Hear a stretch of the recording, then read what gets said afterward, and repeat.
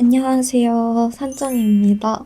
제가 첫 영상으로 어떤 영상을 끼려올까 고민을 하다가 제가 봤던 소름 돋는 타로 후기에 대해서 말씀을 드리면 좋을 것 같다는 생각으로 카메라를 켰습니다. 너무 어색해서 사실 이 영상도 35번을 찍은 거예요. 반말로 썰을 풀어도 괜찮을까요? 괜찮으시다고요? 감사합니다. 내가 처음 타로를 봤을 때가 2022년이야. 맞았던 타로가 너무 잘 맞아서 그 후로부터 타로를 잘 믿게 된 것 같아. 그 당시에 나는 춘천에 있었고 춘천에 되게 용한 타로집이 있다는 얘기를 내가 들었어. 소름 돋았던 거를 먼저 말해보자면 그 당시에 내가 헤어진 지 좀 됐을 때였어. 혹시 그 헤어진 전 남자친구 다시 잘 될 수 있는 가능성이 있을까요? 이런 식으로 내가 물어봤어. 살짝 뭔가 미련이 있었나 봐, 내가. 그 당시에 내가 있었나 봐. 머쓱하지만, 이렇게 카드를 내가 뽑아서 슉슉슉 뒤집어 보시더니 이 남자 왜 다시 만나고 싶으세요? 왜 궁금하세요? 이 남자 너무 우유부단한 남자예요. 이렇게 말을 하는 거야. 정확하게 우유부단이라는 단어를 써서 말씀을 하시는 거야. 근데 진짜 맞았어. 맞았거든? 우유부단한 구석이 있는 친구였어. 그렇게 그냥 두루뭉실하게 산정이랑은 맞지 않은 것 같아요 라고 말씀을 하신 게 아니라 진짜 정확하게 우유부단하다 이렇게 단어를 써서 말씀을 하시니까 좀 소름이 돋았던 것 같아. 그때 확.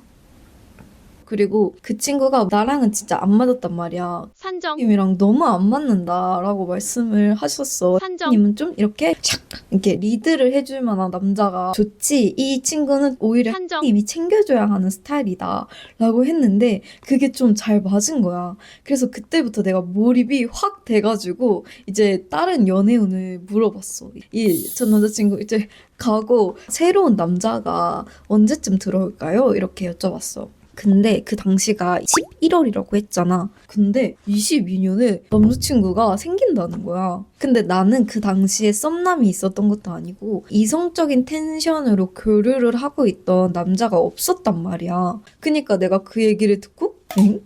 응? 아까까지 약간 확 이렇게 몰입이 됐는데 갑자기 올해 남자친구가 생긴다고? 이제 한 달 남았는데? 그래서 좀 그때부터 의심이 너무 되는 거야.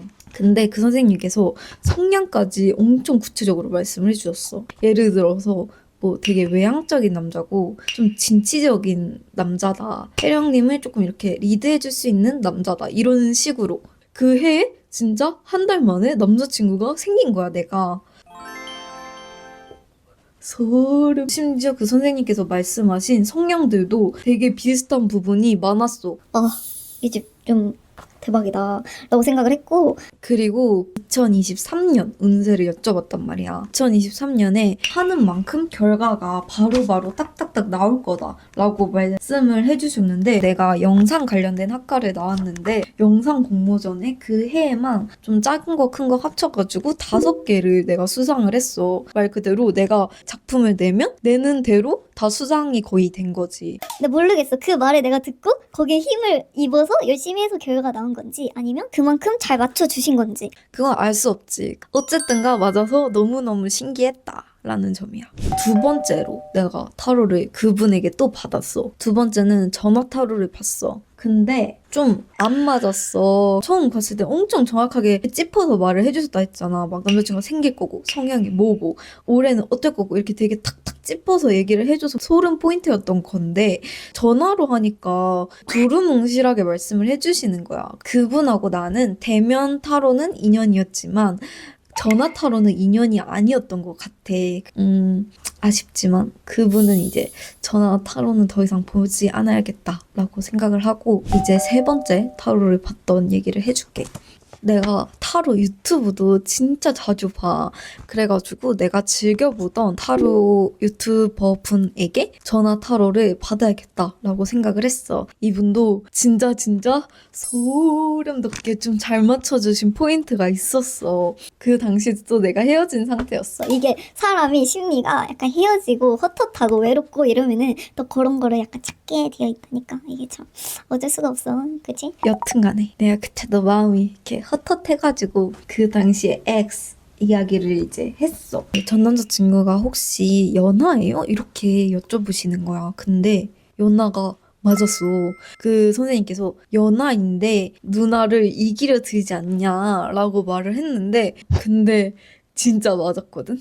그냥 말 그대로 이기려 들었어. 좀 잔소리도 되게 많이 하고 약간 좀 내 상식으로는 좀 납득할 수 없는 말들도 하기도 하고 이거 어떻게 말해야 되지?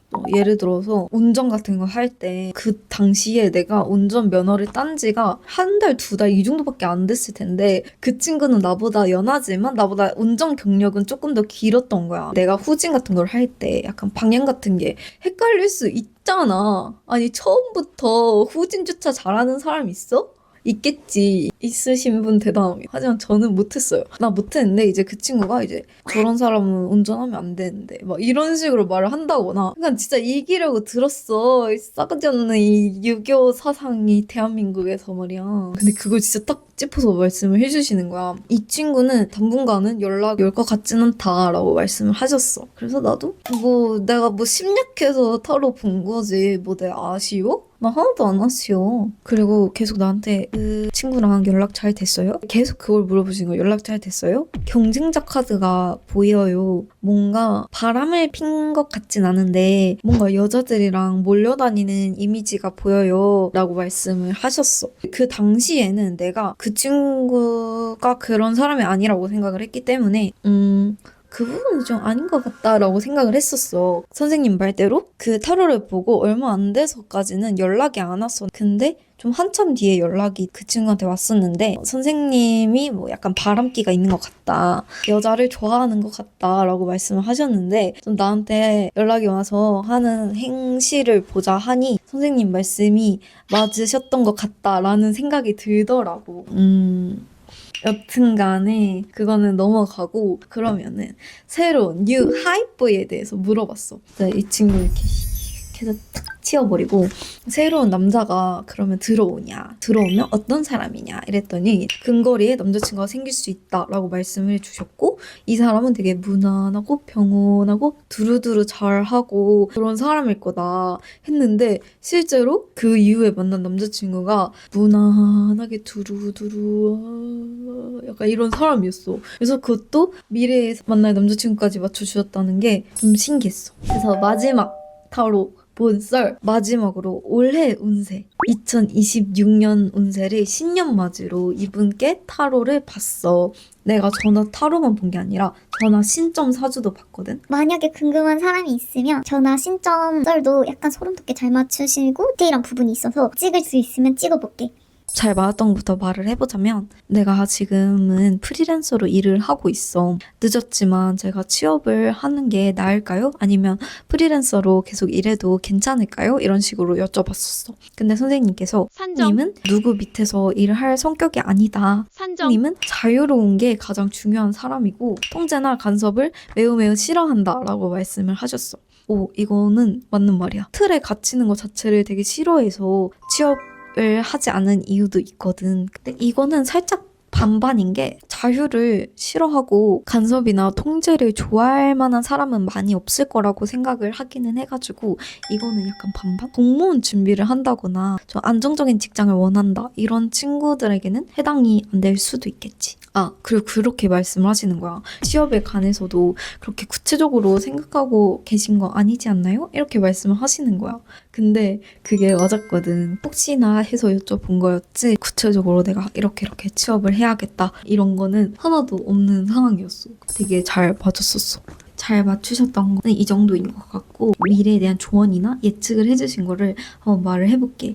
이거는 개인적으로 내년 1월에 같이 리뷰를 해보는 시간을 가지면 재밌을 것 같아. 소름 돋는 결과가 있을지 궁금하고 일단은 유튜브를 하라고 하셨어. 올해 1월부터 6월까지는 씨앗을 뿌리는 시기이래. 8월에 결실이 날 거라고 말씀을 해주셨거든. 올해 좀 목표가 유튜브가 죽이 되든 밥이 되든 좀 꾸준히 해보자라는 마음으로 지금 첫 영상을 찍고 있는데 8월에 만약에 좀 구독자가 오르고 이러면 선생님 말이 정말 맞았던 거겠지? 그리고 내 채널에 악플이 달릴 수도 있대. 감정적인 대응을 하면 구설수에 오를 수 있다라고 말씀을 하셨는데 그렇다고 악플을 제발 달진 말아줘. 앞으로는 제발 안 달아주면 좋겠어. 응.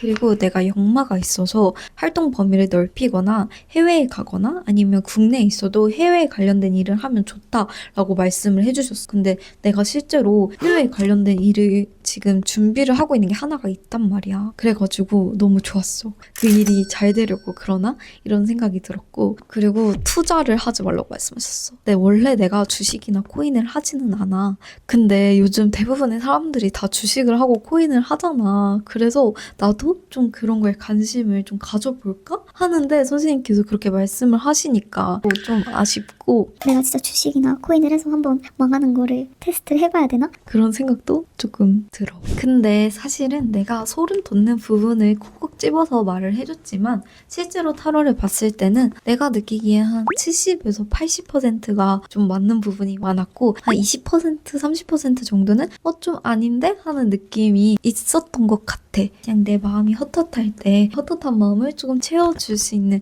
그 정도 용도로 보는 게 좋을 것 같다는 생각이 들었어. 이렇게 엔딩까지 제 영상을 봐주셔서 너무 감사하고요. 여기까지 제 영상을 보셨다는 건 타로에 관심이 있어서 보신 분들도 계시고 저라는 사람에 대해서 궁금증이 생겨서 끝까지 봐주시는 분도 계실 거라고 생각을 해요. 어떤 분이든 너무너무 감사하고 저라는 사람에 대해서 많이 기록을 남길 예정이라서 혹시라도 저에 대해서 조금 궁금하신 분들은 저를 구독해주시고 기다려주시면 정말 감사하겠습니다. 그러면 오늘은 여기서 마무리하도록 할게요. 감사합니다. 감사해요. 봐주셔서.